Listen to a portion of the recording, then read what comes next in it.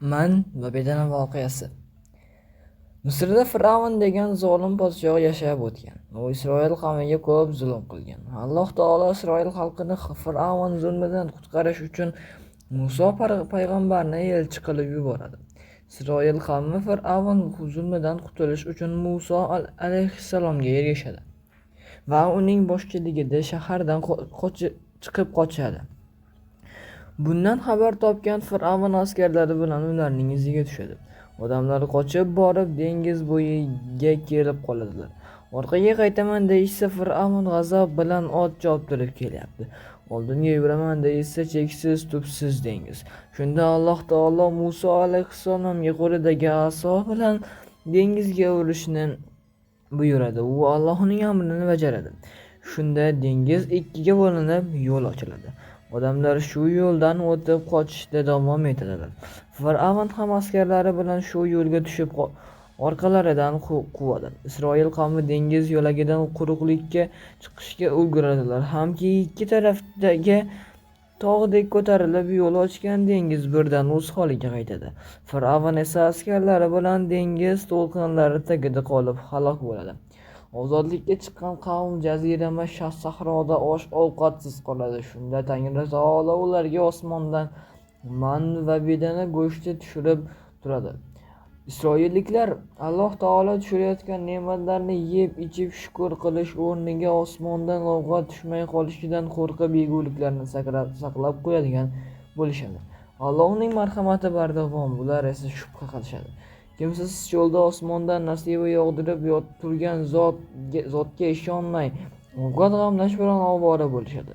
Shundan keyin Alloh taolo ularni tang qoldirish uchun yig'ib qo'ygan oziq-ovqatlarni chiritib qo'yadigan unsurlarni yuboradi. Bu unsurlar yer yuziga yoyilib ketdi va bugungacha yashab kelmoqda. Chumolilar bozori. Kechgacha in oldida turli hasharotlardan iborat kattagina xirmon paydo bo'libdi. Endi ular o'zidan noxush hid taratmas, havoni bulg'amas. Chumolilarning g'aroyib so'laklari bilan shirin bir yegulikka aylangan ekan.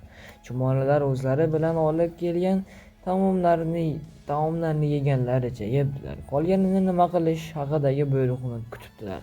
Atrof muhit tozalangach, chumolilarning bir-birlariga xabar yetkazishlari ham ancha yaxshilanibdi. Shuning uchun navbatdagi xabar oson yetib kelibdi. To'plangan ovqatlarni chumolilar bozoriga olib borib, donga almashtirish kerak ekan. 10 ming ishchi chumoli yo'qotilgandan keyin don zaxirasida muammo tug'ilibdi. Omborxonalar bo'shab yotganmish. Bozor haqidagi xabar yosh chumolilarni esdan kiratib qo'yibdi. Axir ular bozor nimaligini bilishmas ekanda. Yana janob o'nboshi savollar tagida qolibdi. Bozor nima degani? O'zida borni yo'g'iga almashtirish degani. Bozorga qanday boriladi? Hamma yurgan yo'ldan yurib boriladi. Qaroqchilar hujum qilishmaydimi? Yo'q, yo'lga qo'riqchilar qo'yilgan. O'z qo'riqchilarimizmi? Bozor egalarining qo'riqchilari. Xavfsizlik choralarini biz emas, ular o'ylashadi. Bozorda nimalar bo'ladi? Jondan boshqa hamma narsa. Lekin bizga faqat don kerak. Boshqa narsa kerak emas. Molimizga xaridor chiqmay qolsa, uni yana qaytarib olib kelamizmi? Yo'q, bozorda qoldirib kelasiz. Bozor egalari maza qilar ekanda, bozorda qoldirilgan narsalar bozor egalariga harom qilingan. Tashlab ketilgan mol oyog'i sinib yura olmay qolgan nogiron chumolilarga tarqatiladi. Bizga esa savobi tegadi. Savobi tegsa zarar qilmas ekanmizda. Shunday. Agar molimizga yo'l-yo'lakay xaridor chiqib qolsa, donga almashtirib orqaga qaytsak bo'ladimi? Bo'lmaydi. Molingiz bozorga ataldimi, o'sha yerga borish kerak. Bu tartibni buzishga hech kimning haqqi yo'q. Bozorda baraka bor. Tanlash imkoni ham talay. Shunday qilib janob o'nboshining shogirdlari bozor haqida ozmi ko'pmi ma'lumot to'plab, katta karvonga qo'shilibdilar. O'z hududlaridan boshqa hududga o'tganlarida yo'lning ikki tarafida soqchilar ko'rinibdi. Karvonga boshqa begona chumolilar ham qo'shilibdi. Biri bug'doy, ikkinchisi mosh, boshqasi arpa, zamburug' ko'tarib borarkan. Bozorga olib boradigan yo'l bamisoli noz-ne'matlar oqib borayotgan daryoga o'xsharkan. Nihoyat yetib kelishibdi. U yer ot-o'lanli bir joy ekan. Bozor devori o'rnida gir aylanib qo'riqchilar saf tortib turisharmish. Ichkariga tor bir yo'lakdan kirishayotgan emish. Bu yerda ham nazoratchilar, eshik og'alari bo'lib, hushyorlik bilan xizmat qilishayotganmish. Ular kelganlarga bozorga bismillohni aytib, o'ng oyoq bilan kirishni tez-tez eslatib turarkan. Ichkari g'ij-g'ij chumoli. Ustoz aytganidek, bozorda jondan tashqari hamma narsa bor. Nayzatish katta bir qo'ng'izning oyog'ini ko'tarib olgan ekan. Darrov xaridor ham chiqibdi. Bir dona oq bahor bug'doyiga almashib olibdi. Sheriklarining ham bozori chaqqon bo'libdi. Bozorda qoldirilgan qoq go'shtlarga talab katta ekan. Bozorning kirish va chiqish eshiklari bo'lib, nayzatish chiqish eshigiga qarab yurib, o'ziga o'xshagan don ko'tarib olgan bir chumoli unga urilib ketibdi. Ko'zingga qaramaysanmi, ey og'ayni, deb jahl qilibdi nayzatish. Keyin qarasa, bu boltatish ekan. O'zingmisan og'ayni, deb sevinganidan baqirib yuboribdi nayzatish. Sekin, debdi boltatish atrofga xavotir bilan qarab. Bu yerlarda nima qilib yuribsan? Nimaga safimizga qaytmading? Biz sendan rosa xavotir oldik. Axir sen sardorimiz eding-ku. Sardorligimcha qoldim. O'z vazifamni bajarib yuribman. Birortangizni uchratamanmi deb bozorga chiqqan edim. Mana seni uchratdim. Zo'r bo'ldi, debdi boltatish. Uyga birga qaytamizmi? Janob o'nboshi seni ko'rsa bormi? Sevinganda naq yuragi yorilsa kerak. Bizdan ko'ra sendan umidi katta edi. Og'aynilar ham xursand bo'lishadi. Gap bunday og'ayni. Sen bilan uyga qayta olmayman. Sababi tishimdagi mana bu donga batafsil bitilgan. Donlarimizni almashtirib olishimiz kerak. Ehtiyot qilib mening donimni janob o'nboshiga yetkaz. Nima qilish kerakligini ustozning o'zi biladi. Yana bir gap. Uchrashib qolganimizni janob o'nboshidan boshqa hech kim bilmasin. Bu sir. Men seni ko'rmadim, sen meni. Mabodo og'zingdan gullab qo'ysang, katta xato bo'ladi. Kelajak avlodlarimiz kechirmaydigan ish bo'ladi. Ish juda jiddiy ekanligini bildirib qo'yish uchun ham ogohlantiryapman. Endi esa xayr, oq yo'l. Nayzatish boltatishning bu g'alati gaplaridan qo'rqib ketibdi. Orqasiga qaytar ekan, o'zi bilan shunchaki oddiy don emas, sirli bir narsani ko'tarib ketayotganini o'ylabdi.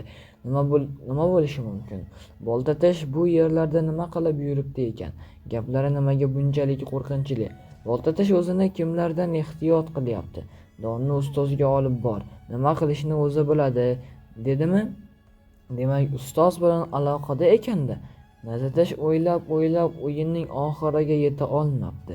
Sheriklari bilan yo'lda borar ekan, donlarni to'g'ri inga olib tushish haqida xabar kelibdi.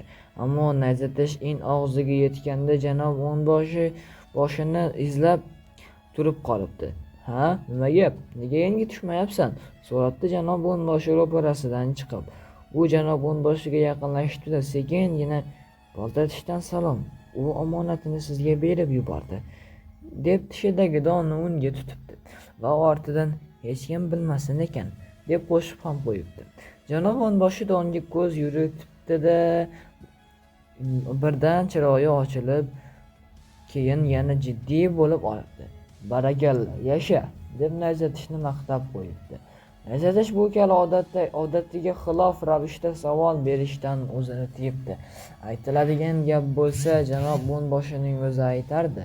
Aytmadimi? Demak, bu yerda chindan ham bir sir bor. Poyga. Shu voqeadan keyin janob o'nboshi boshqacha bo'lib qolibdi. Unga qo'shilib janob ellikboshi, janob yuzboshi ham alohida taraddud ko'rayotganlari sezilib turar ekan. Oxiri barcha janoblar kengashib bir qarorga kelishdi shekilli. Janob o'nboshi o'z shogirdlariga qarab debdi: shu paytgacha ancha sinovlardan o'tdingiz. Endi o'z vazningizga qaraganda 20 barobar og'ir yukni ko'tarishga qodirmisiz yo'qmi, shuni bilishimiz kerak. Undan ham og'ir yukni ko'tara olaman, debdi Qilichtish o'ziga ishonib. Men ham, debdi Nayzatish. Hamma shunday fikrdami? Ha, janob o'nboshi. Unda sizlarni poygada sinab ko'ramiz. Masofa mana bu chiziqdan unisigacha, deb janob o'nboshi tekis maydonni chizib ko'rsatibdi. Qani poyga chizig'iga saf tortinglarchi. Chumollar saf tortishibdi. Keyin har bir jangchining yelkasiga qatorlashib 20 tadan ishchi chumoli chiqibdi. Xuddi chumoli emas, tikkaygan qora tayoqqa o'xshab qolishibdi. Janob o'nboshi 3, 2, 1 deb poygani boshlabdi. Jangchilar harakatga kelishibdi. Ustilaridagi chumolilar chayqalmasdan bamisoli tayoqdek qotib turisharmish. Qop-qora ustunchalar marra sari intilarmish. Marraga birinchi bo'lib Nayzatish yetib keladi, ikkinchi bo'lib Qilichtish, keyin boshqalar. Poygada og'ir yukdan ezilib mayib bo'lib qolganlari bo'lmabdi. Bari marraga bus-butun yetib kelibdi. Yaxshi, debdi janob o'nboshi xursand bo'lib. Imtihondan a'lo darajada o'tdingiz. Oldinda sizlarni bundan ham og'ir imtihonlar kutyapti. Har tomonlama tayyor bo'lib turishingiz kerak. Endi qaroqchi chumollarga qarshi jangga kirishamizmi? So'rabdi Nayzatish. U Boltashdan xabar olib kelganidan keyin tez orada shunday harakat bo'lishini kutarkan. Yo'q, debdi janob o'nboshi. Lekin shunga yaqin ishlar bo'ladi. Ertaga sizlarni janob Ellikboshi bilan janob Yuzboshi sinab ko'radi. Qanchalik mard, qo'rqmas, kuchli jangchi ekaningizni isbotlaysiz. Endi men imtihondan o'taman. Hammasi o'ylaganimdek bo'lsa, martabam oshadi. Aksincha bo'lsa, o'nboshilikdan oddiy jangchi qatoriga qo'shilaman. Bunga yo'l qo'ymaysizlar degan umiddaman. Xotirjam bo'ling, ustoz. Siz yuzingizni yerga qaratmaslikka va'da beramiz, deyishibdi jangchilar bir ovozdan.